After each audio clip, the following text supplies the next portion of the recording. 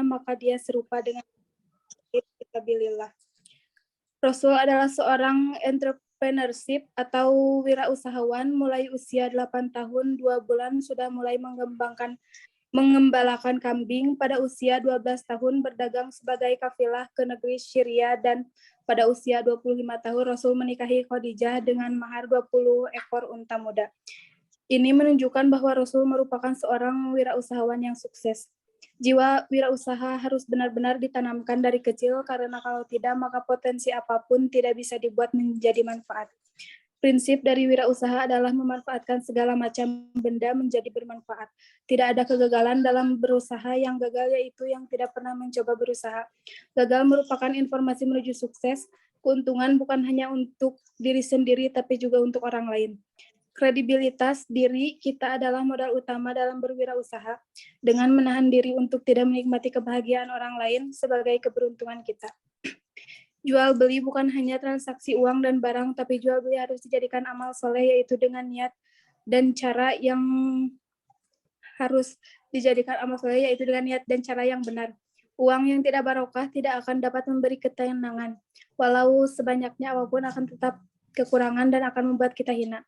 Berjualan dengan akhlak yang mulia, pembeli tidak hanya mendapat fasilitas dan tidak hanya mendapatkan barang, tapi juga melihat kemuliaan akhlak seorang penjual. Mungkin hanya itu kultum yang dapat saya sampaikan. Kurang dan lebihnya mohon dimaafkan. Wassalamualaikum warahmatullahi wabarakatuh. Waalaikumsalam warahmatullahi wabarakatuh. Terima kasih Nerita ya telah menyampaikan kultumnya. Artinya manusia itu harus saling tolong menolong ya.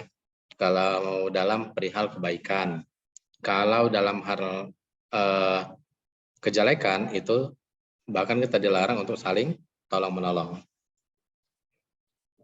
Baiklah, materi pada pertemuan kali ini yaitu materi ke-9 ya. Karena UTS-nya ini sudah selesai. Ada satu informasi lagi yang harus Bapak sampaikan, bahwa kemarin sudah mengumpulkan idenya kemarin.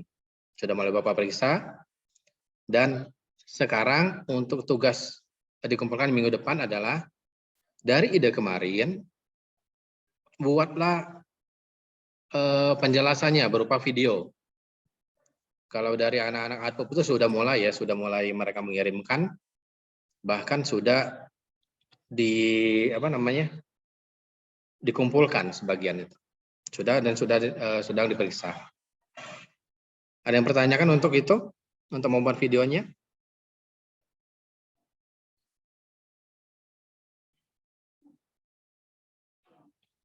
Ada yang ditanyakan kira-kira? Bapak izin bertanya. Ya. Kalau misalkan untuk videonya itu kita cuma ngejelasin dulu dari yang kemarin ide, atau langsung sampai ke bahan-bahan produk kayak gitu, Pak? Sampai ke bahan-bahan produk ya, sampai ke manfaatnya. Manfaatnya apa saja? Bahan-bahannya Jadi apa? yang kemarin kita buat di ide dijelaskan ya, Bapak? Betul, dari latar belakangnya apa, terus idenya itu dari mana, terus manfaatnya seperti apa, bahan-bahannya apa saja yang digunakan. Tuh. Kalau harga nanti lah, tidak usah dulu ya, hanya sebatas itu saja. Sampai dengan manfaat. Baik Bapak, terima kasih. Oke ya, sudah mengerti ya kira-kira ya? Oke, nanti akan kita bahas kalau di waktu yang tersisa saja ya. Baiklah, pertemuan kali ini kita akan membahas tentang manajemen operasional. Di sini, manajemen operasional itu adalah bagian dari fungsi perusahaan. Adalah bagian dari fungsi perusahaan yang baik yang kecil, yang besar, atau yang berkembang atau yang sudah go internasional. Gitu. Jadi harus ada namanya manajemen operasional ini. Kenapa sih perlu diperlukan adanya manajemen operasional kira-kira? Ada yang bisa jawab kira-kira? Kenapa diperlukan sih manajemen operasional itu?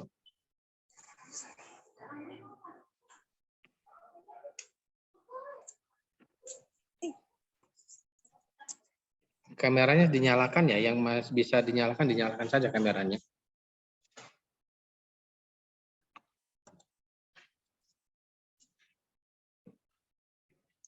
Soalnya kalau yang sedang sakit silahkan di off cam ya.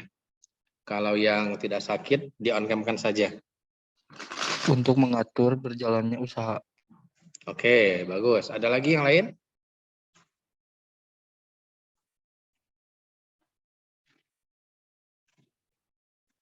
Oke ya. Jadi operasional itu sendiri, kenapa di dalam perusahaan dilaksanakan?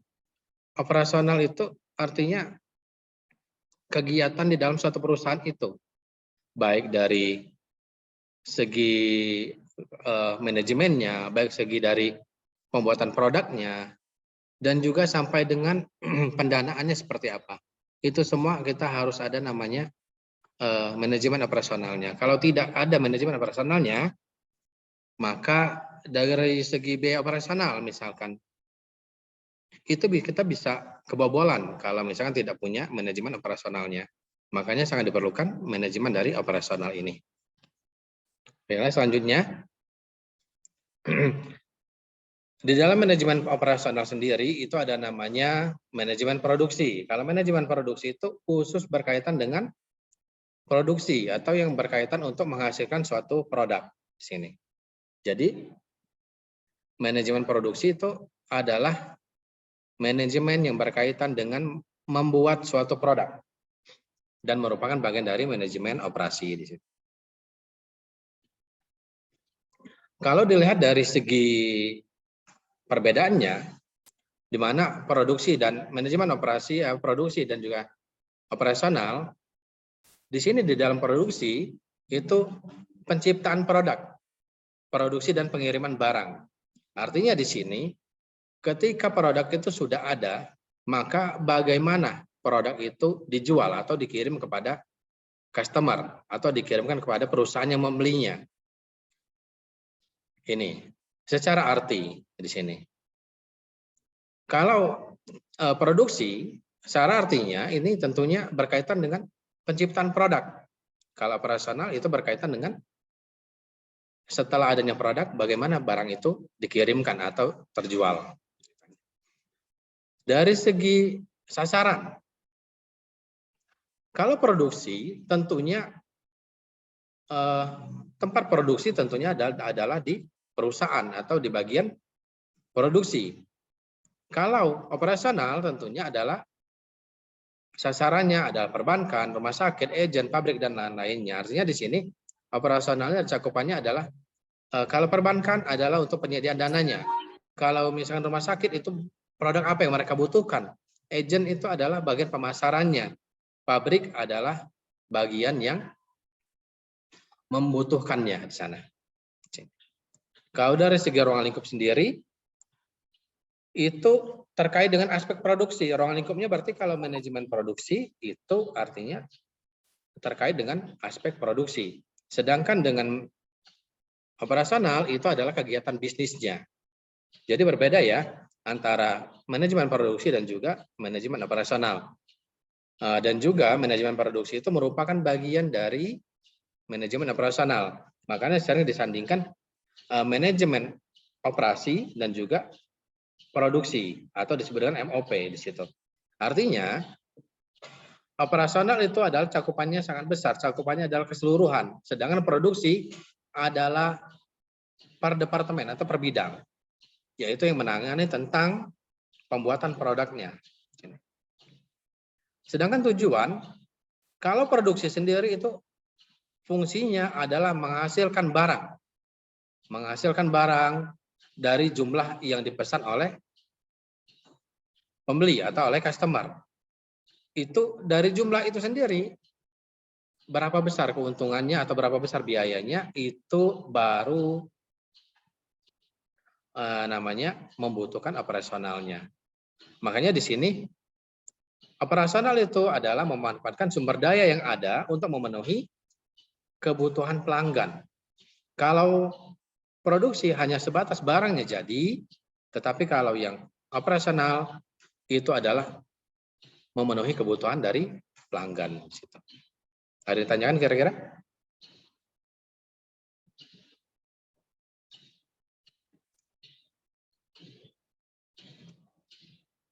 Kita lanjut ya, kalau tidak ditanyakan. Definisinya sendiri, Operasi adalah kesatuan kegiatan dari keseluruhan fungsi seperti pembelian, pengelolaan material, produksi, kontrol persediaan, kontrol kualitas output, dan pemeliharaan dalam kegiatan produksi. Atau produksi sendiri itu berkaitan dengan yang namanya akuntansi biaya, di mana akuntansi biaya itu membahas tentang pengelolaan material atau pengadaan material, pembiayaan tenaga kerja, dan sampai dengan biaya overhead pabrik itu adanya di operasi semua. Jadi definisinya manajemen operasi atau operasi merupakan kegiatan dari keseluruhan fungsi pengadaan, dari pembelian, pengelolaan material, produksi, kontrol persediaan, kontrol kualitas, output, dan pemeliharaan dalam kegiatan produksi. Artinya pemeliharaan ini berkaitan dengan mesin-mesin yang digunakan. Kalau persediaan, kontrol persediaan, itu ada dua, persediaan bahan baku atau persediaan produk jadi, atau persediaan produk setengah jadi di sini. Ada tiga ya. Satu, persediaan bahan baku, kedua, persediaan barang setengah jadi, dan yang ketiga adalah persediaan barang jadi. Sedangkan manajemen operasi sendiri yaitu aktivitas yang berhubungan dengan penciptaan barang dan jasa melalui proses transformasi dari input ke output. Jadi kalau operasi tadi itu prosesnya, kalau ini dari barang atau dari bahan yang mentah kepada bahan yang jadi, sampai dengan barang itu terjual dan mendapatkan atau menghasilkan keuntungan. Itu adalah manajemen dari operasi. Di sini sendiri, ketika manajemen operasi sebagai fungsi transformasi, tentunya ada namanya, ada input dan juga ada output. Kalau di dalam input ada namanya bahan baku, ada mesin yang digunakan, ada tenaga kerja, dan ada juga manajemen modal atau modal yang dibutuhkan atau biaya yang dibutuhkan untuk membuat suatu produk. Sedangkan output itu adalah berupa barang atau jasa yang dihasilkan di sini.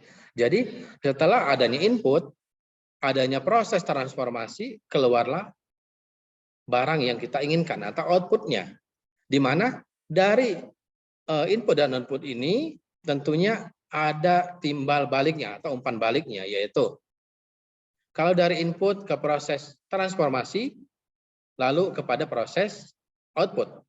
Output itu berkaitan dengan proses transformasi lagi, yaitu barang itu bisa dijual, barang itu dapat menghasilkan laba. Lalu kalau output dia masuk ke input, itu artinya barang yang sudah terjual dapat kita gunakan atau dapat kita membeli bahan baku kembali, atau dananya dapat kita jadikan sebagai pembelian bahan baku kembali, perawatan mesin, dan juga pembayaran gaji dari tenaga kerja itu sendiri. Ini jadi umpan baliknya seperti itu. Ada yang tanyakan dulu?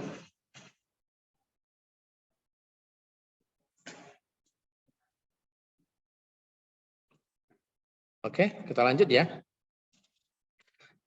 Sejarah manajemen operasional sendiri itu dimulai pada tahun 1776, di mana adanya standarisasi pekerjaan di sini.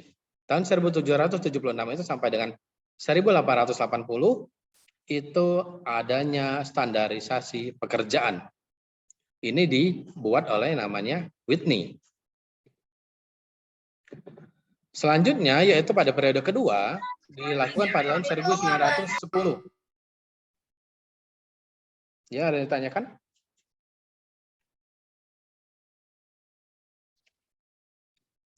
Oke ya.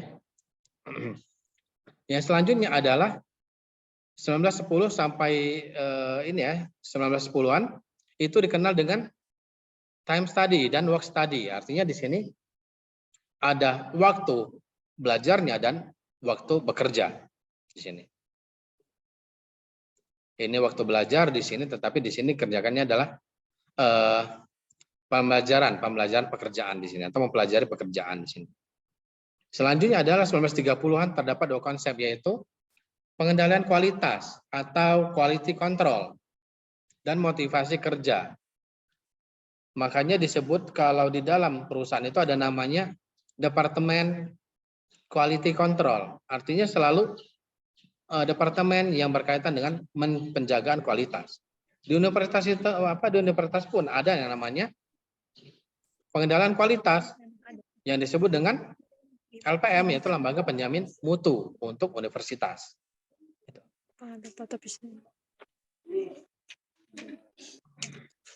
Ya, ada yang tanyakan?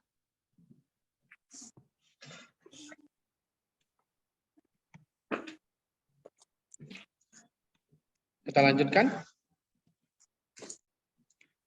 Selanjutnya pada tahun 1940 diperkenalkan konsep multidisciplinary team approach. Artinya di sini kekompakan tim di sini disarinya. Artinya dari segala multidisiplin dijadikan satu tim. Ini. Atau dikenal dengan teamwork ya, teamwork di sini. Sedangkan tahun 1950 sampai 1960-an ada namanya di sini PERT dan CPM atau Controlling Product Management di sini ya.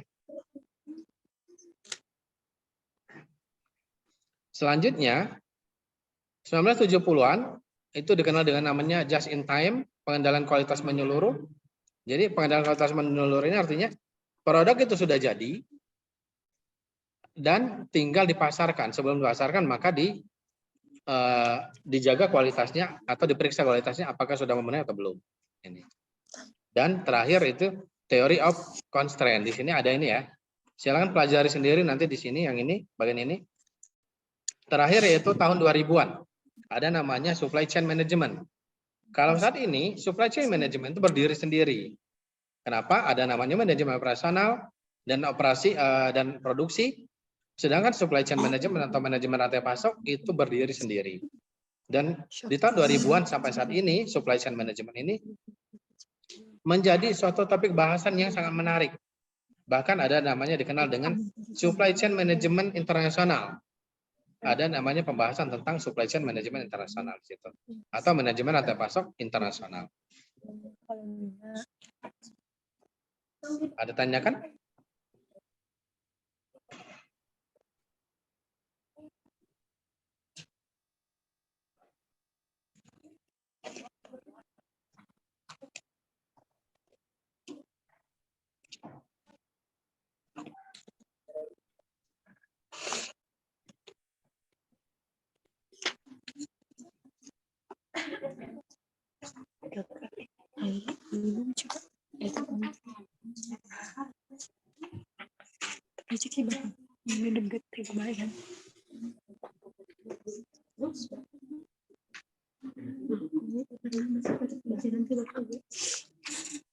Oke ya, ada pertanyaan?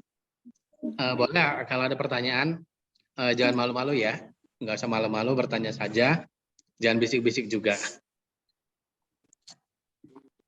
Oke ya, di sini di dalam Al-Quran ada bahasan tentang manajemen operasional di sini, yaitu ayatnya yang terdapat pada surah An-Naba ayat 11, yaitu wa ja'alna an-nahara ma'asha. Di sana artinya dan kami jadikan siang untuk mencari penghidupan. Artinya adanya siang dan malam.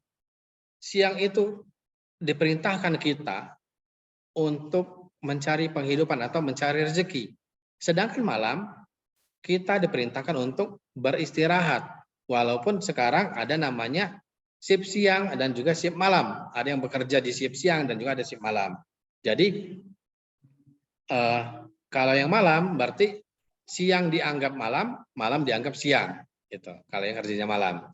Tetapi pada dasarnya Allah telah memerintahkan ketika kalian ingin mencari rezeki itu harus pada siang hari. Gitu.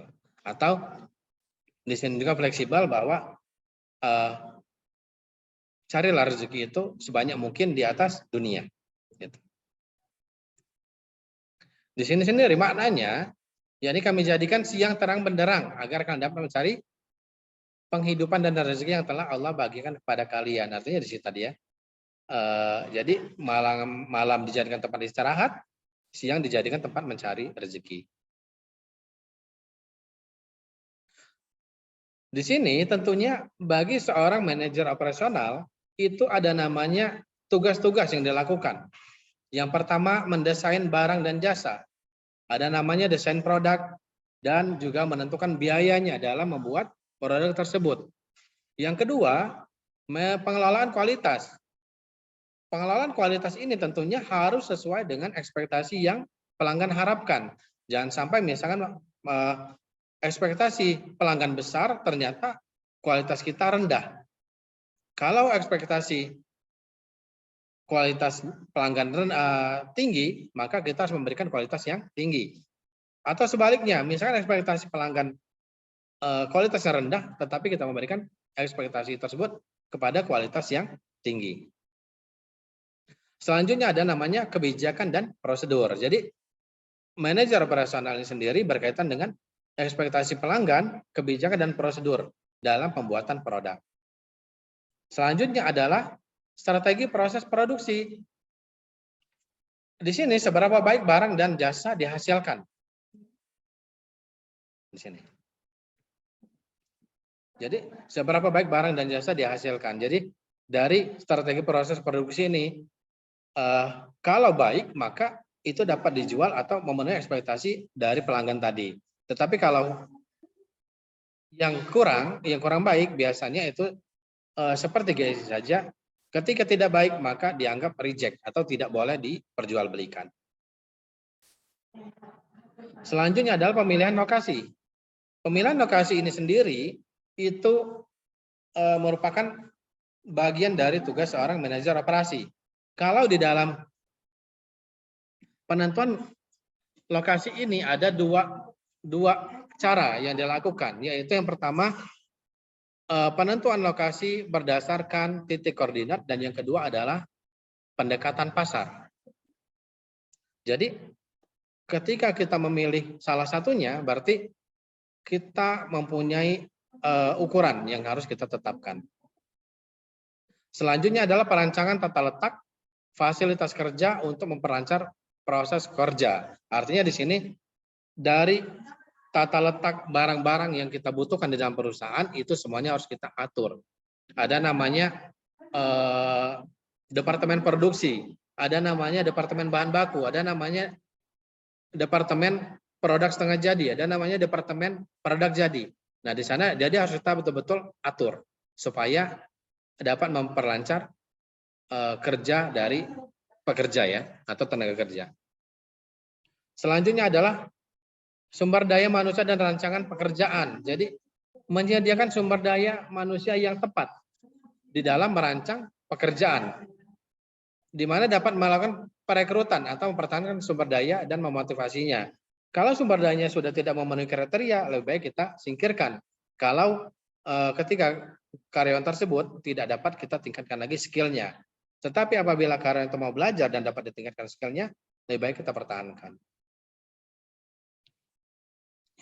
Selanjutnya, manajemen rantai pasokan di mana menentukan apa yang dibeli atau syarat dari siapa. Di sini artinya menentukan bahan baku apa saja yang harus kita beli. Lalu di dalam persediaan atau perencanaan persediaan itu apa saja yang harus kita beli atau perencanaan bahan baku apa saja yang harus kita beli. Bahan baku seperti apa saja kita beli.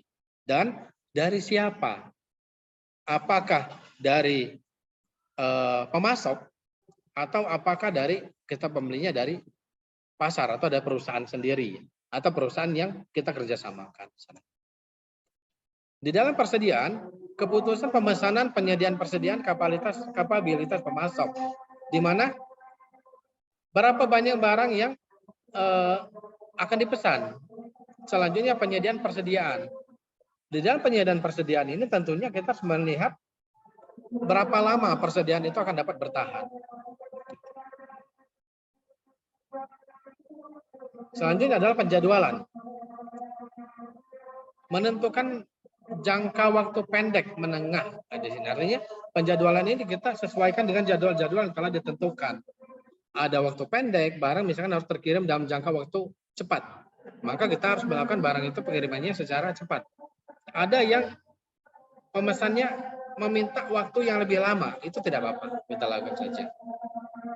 Selanjutnya adalah pemeliharaan. Pemeliharaan ini sendiri bertanggung jawab atas kualitas agar kualitasnya terjaga. Bagian pemeliharaan bertanggung jawab untuk menjaga kualitas.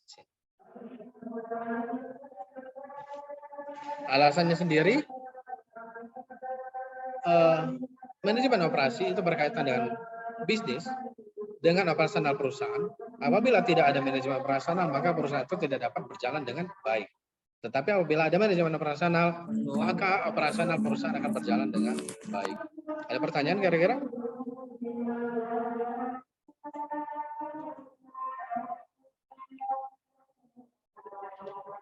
Sedangkan alasan menurut Islam di sini seperti disebutkan, walaqad makkannakum fil ardi wa ja'alna lakum fiha ma'ayish qalilan ma tashkurun.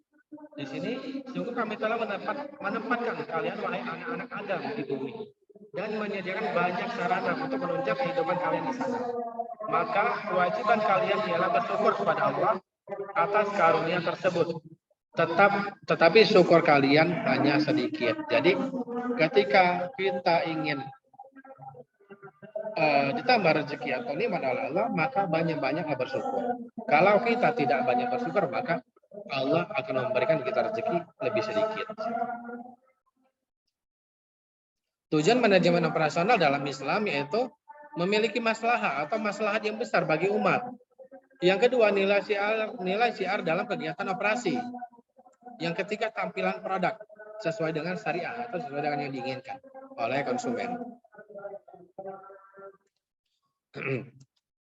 Selanjutnya, jadi setiap barang yang akan kita buat, anjuran tentang mengkonsumsi barang. Jadi di dalam hal ini, konsumsi barang itu haruslah halal dan baik. Di mana di sini sudah dijabarkan, fakulu mimma razaqakumullah halalan thayyiban. Wazkuru nikmatallahi in kuntum iyyahu ta'budun. Kata Allah, maka makanlah yang halal lagi baik dari rezeki yang telah diberikan Allah kepadamu dan syukurilah nikmat Allah jika kamu hanya menyembah kepadanya. Artinya bukan hanya halal dan baik saja, tetapi kita harus mampu bersyukur terhadap nikmat yang telah diberikan oleh Allah SWT.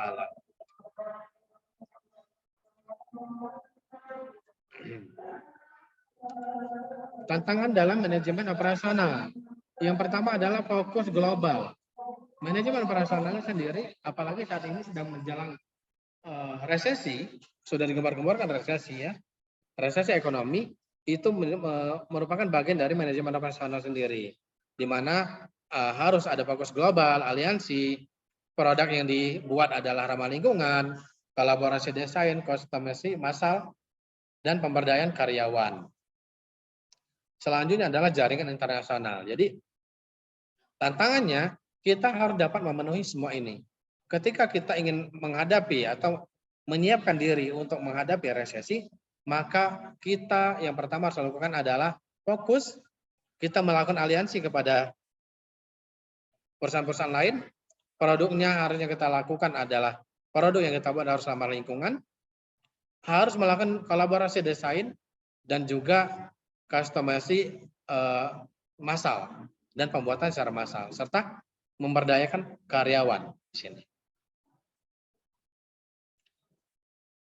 Tugas seorang analis di sini di manajemen operasional ini yaitu yang pertama adalah desain barang dan jasa. Yang kedua pengelolaan kualitas. Yang ketiga proses dan kapasitas. Keempat pemilihan lokasi. Kelima perancangan tata letak. Keenam sumber manusia dan rancangan pekerjaan. Jadi sudah ada job desk-nya masing-masing. Ketujuh manajemen rantai pasokan. Kedelapan persediaan. 9 penjadwalan dan 10 adalah pemeliharaan. Jadi ini adalah tugas bagian dari manajemen atau manajer operasional di sini. Ada yang tanyakan? Untuk materi kali ini sudah habis. Ada yang tanyakan?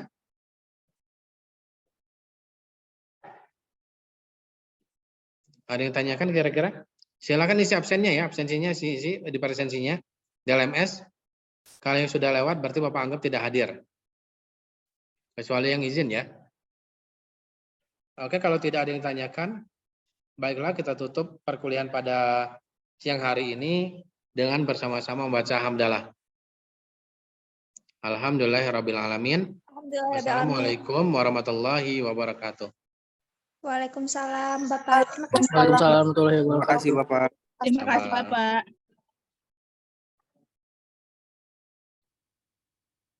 Bapak N ya.